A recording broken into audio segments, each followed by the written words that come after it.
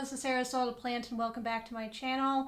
I am going to go over some of my wish list plants today. It is officially fall season and my era of buying plants is probably over or close to it. So let's just embrace the cozy of fall for what it is.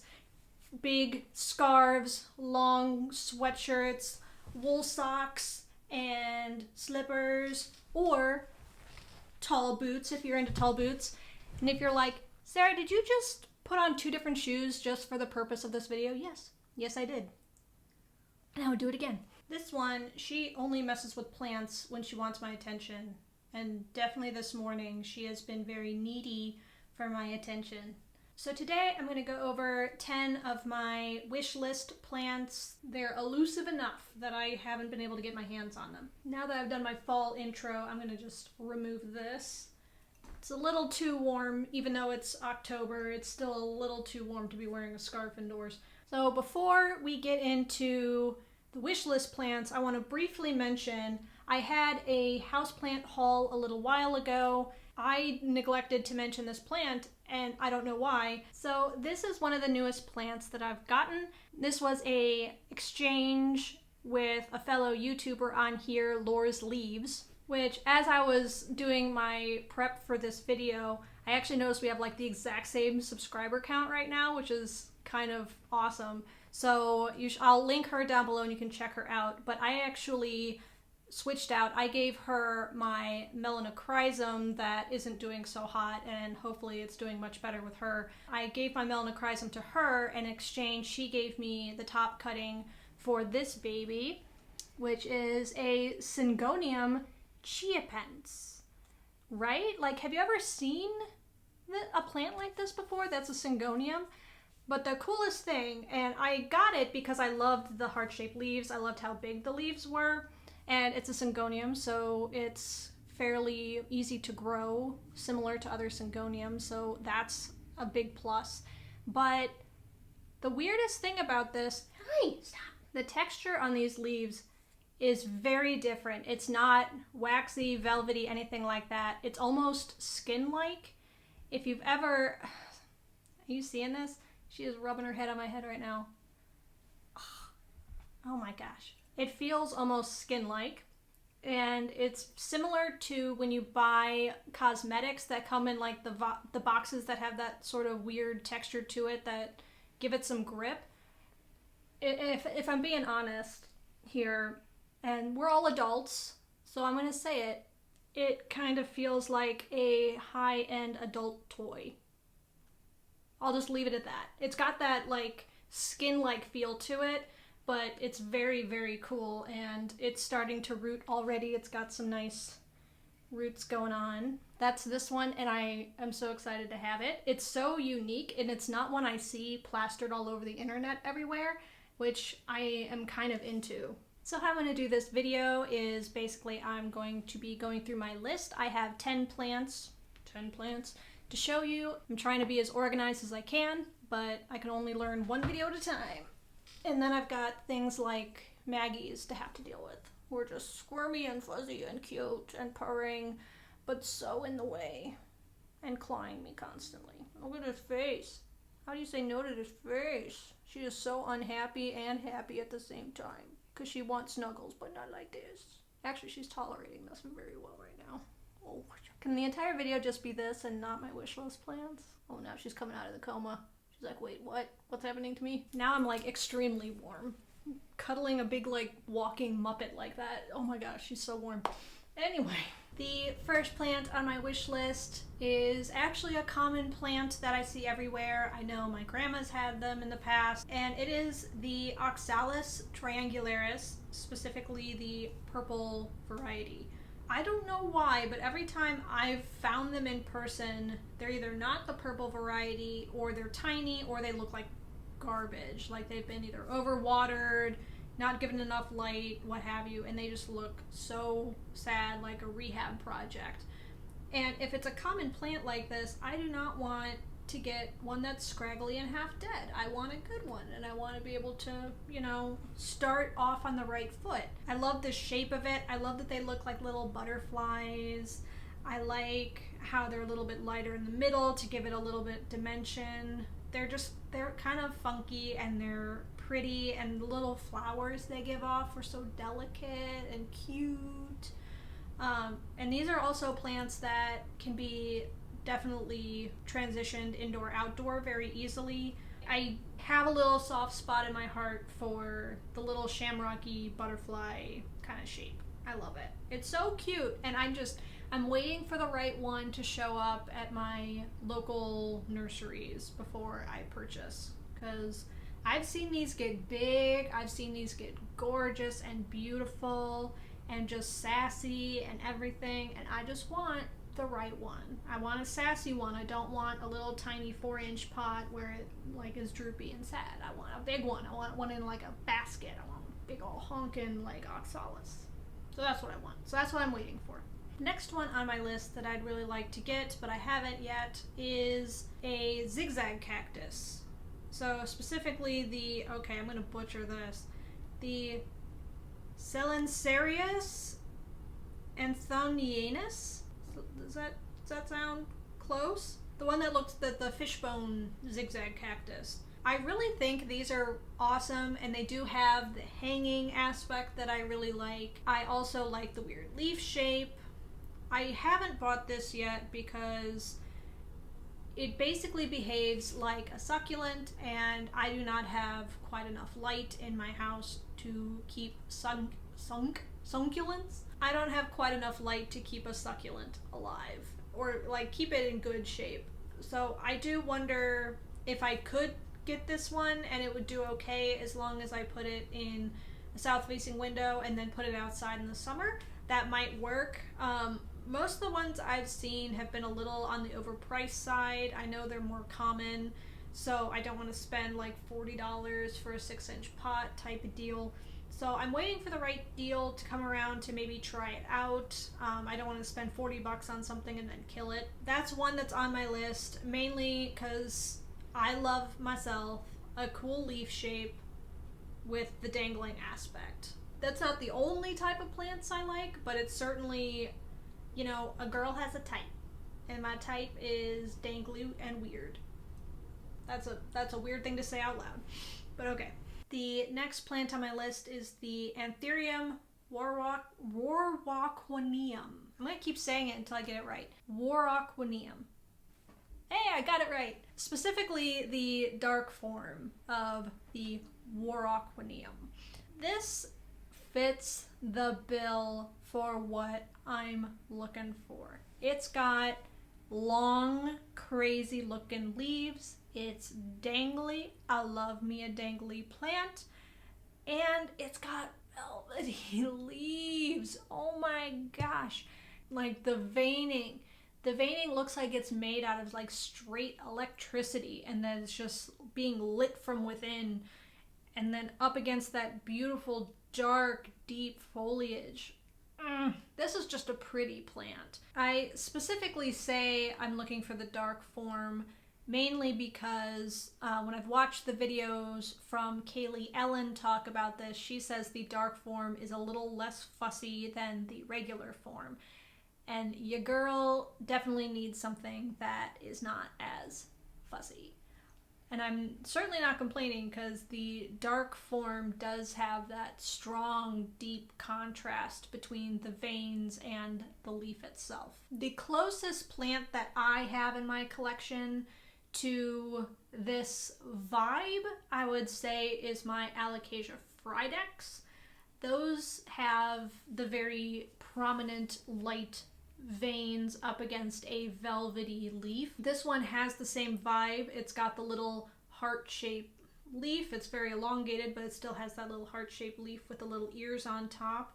Very much an anthurium in the classical anthurium varieties. I've held off on buying this because A, it's expensive, and B, I hadn't had any anthuriums. I have recently bought my first anthurium and seeing how it goes. It's alive. I'm staring at it right now. This is a very highly sought after plant. It's very easy to see why. It's very unique, but at the same time holding a lot of the characteristics that people value in their houseplants. So this one is a definite must on my list. The next one on my list is one that I've wanted since before I started even collecting plants. This was one of those that inspired me to start getting Alocasias. This is my Alocasia, I wish. This is the Alocasia dragon scale. It's got the terrestrial look. It's got that cool, like, matte texture, the deep veining, so it has a very 3D effect to the leaf. It's a big reason why I like my Plumenii. And I've also, I've got the Alocasia cuprea, which is very much in the same vein. And I used to have a silver dragon. I have always wanted the dragon scale more than either of those two. I think instead of getting another silver dragon, which are strangely more accessible, I think I'm going to save up and I am going to hold out for a nice dragon scale specimen. It literally looks like dragon skin. It kind of looks like a turtle shell. It looks like a made-up plant from a sci-fi movie. I really dig the look of plants that look like they shouldn't exist. Like, how did nature make that? That doesn't look like any leaf I've ever seen. That's my kind of plant. I also really dig on the dragon scale how in that deeper vein, it's almost like a bluey green color instead of a straight dark green or even a black. It definitely has like a blue or maybe a gray kind of tinge in there, like a little mixture. I just keep staring at it. It's so pretty. The next one on my list is not a particular plant, but I really want to get into kind of learning and possibly getting Euphorbia. Now, most of those need a lot of bright, direct light, and that is not something I have. But if I ever find myself in a living situation where I have better windows or direct southern light, something like that, I might be willing to dabble in Euphorbia. I almost said Euphoria. That too. But in this case, I'm talking about Euphorbia the plant. Specifically, I've been looking at Euphorbia that have kind of that cactus look to them. I like the ones that have kind of a gray cast and look like cactuses. So in this example, a gray ghost. It's not a cactus and it's treated differently than a cactus. I think they're really neat. There's a lot of different varieties that, you can plant in your yard and things like that if you're in the right zone, of course. This is definitely different than this other stuff I have. And for some reason, I don't want to dabble in cactus, but I really want to dabble in Euphorbia. I think it's just because there's so many different varieties of Euphorbia. So this is another one that I've kind of been eyeballing, and it's the Obesa, which, rude. I love the look of it because it has that kind of gray undertone. It looks like a cactus, and it's just this cute little round ball, basically, with little spikes on it. I need to do a lot more research, but I definitely want to dip my toe in the Euphorbias.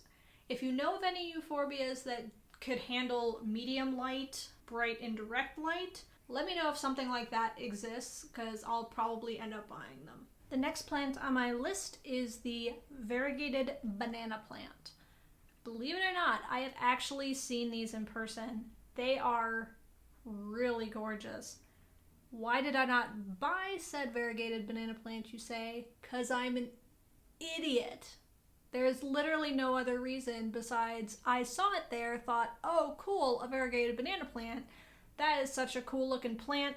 It looks so much like a variegated bird of paradise, but not nearly as expensive. And it's sitting right in front of me. Why don't I just buy them? It's like $30. It'll be great. Why didn't I buy it? 'Cause I'm an idiot. I am an idiot.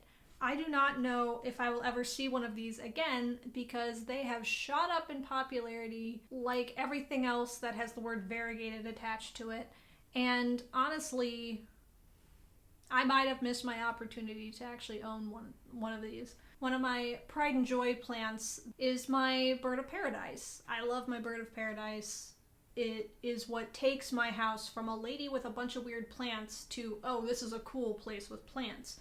With my bird of paradise, it is in the only spot in my house where I could actually put an entire tree. I would make an exception for a variegated banana plant. If I had a variegated banana plant that was the size of my bird of paradise, like 6.5 feet tall, 7 feet tall, whatever, like, do you even need a boyfriend at that point? It's like, no, I just want to look at this variegated banana plant, and this is the best thing that's ever happened to me. I am happy, and I can die now. I've seen people selling these on the internet for an insane amount of money, and I feel like a big old doofus. The next plant I'd like to talk about is the ZZ Raven. This one is one that I know is becoming more common. I have seen them in person and said no to the price. So this one is straight up about finding ones that are reasonably priced. I know that people have been finding them in big box stores lately for, once again, reasonable prices, your $20 range, what have you. And I'm basically waiting until I stumble upon one. I'm not going to hunt down this particular plant. It's bound to show up in stores or lower in price in the future. So this one is more of a waiting game. I do love a goth plant. I enjoy how when the stalks and the leaves, first emerge, they're still that super bright green that a normal ZZ plant, that's the same color. It just, instead of fading to green, it fades to black. I don't think there's a big mystery why anyone would want a ZZ Raven if you're already a fan of the regular ZZ plants. Next is the Philodendron Billietae. I am a sucker for long dangly leaves. I really love my Adabapuense, but I really like the growth pattern on the Billietae a little bit better than the Adabapuense. Billietaes are not incredibly hard to find. They're out there. It's just a matter of whether or not I'm willing to pay a certain price for a certain size. I'm starting to kind of consider dabbling into more expensive plants, but not in the same way that other people seem to be, where they're spending hundreds and in some cases thousands of dollars on plants. That's not my vibe. It's more like maybe once a quarter I will allow myself to get a plant that's maybe in the $100 to $200 range. So I don't know if I like the Billietae that much that it will outrank some of these other ones. I'm just kind of, I'd like one, but I don't want to pay $250 for a good specimen. Does that make sense? And that's pretty much the case with all of these. It's either I don't know if I can afford them or I just can't find them. Like one of those two. But that's why they're on the wish list and not currently in my house. The next philodendron on my list is the Philodendron 69686. Yes, that is its real name.